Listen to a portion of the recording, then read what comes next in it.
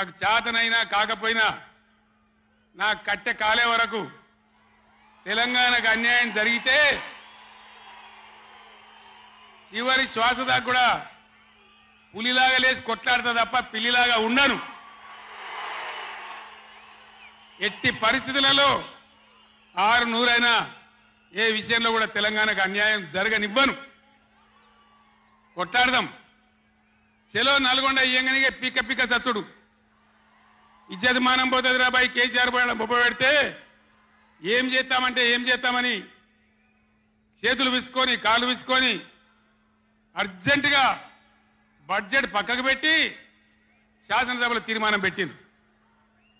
ఆ తీర్మానం కూడా చక్కగా లేదు. వాళ్ళ తెలివి సల్లారా.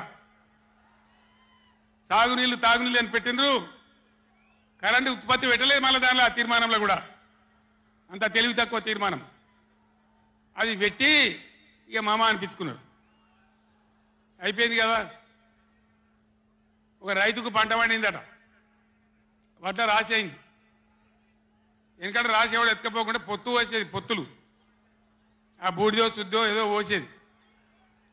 పక్క రైతుని పిలిచి పొరుగు రైతు పొత్తు వైరాబాయ్ అంటే ఉంటే నాకేంది పోతే నాకేంది పులిగోవాలి కానీ పొత్తు పోసిందట.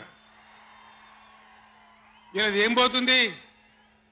వాళ్ళకు కావాలి పదవులు, వాళ్ళకు కావాలి పైరవీలు, వాళ్ళకు కావాలి డబ్బులు తప్ప ప్రజల హక్కుల గురించి లేదు. నాడు లేదు, నేడు లేదు.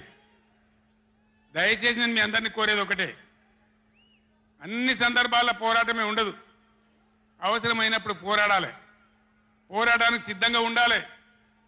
అవసరమైతే సద్దులు కట్టుకొని రావాలి, మనం పిడికిలి బిగించాలి. అప్పుడే మన హక్కులు కాపాడుకోగలుగుతాం. అటు కేంద్రాన్ని కానీ అధికారులను కానీ కృష్ణా ట్రిబ్యునల్ని కానీ రాష్ట్ర ప్రభుత్వం కూడా భద్రప పనిచేయకుండా అప్రమత్తంగా ఉంచేటట్టు కానీ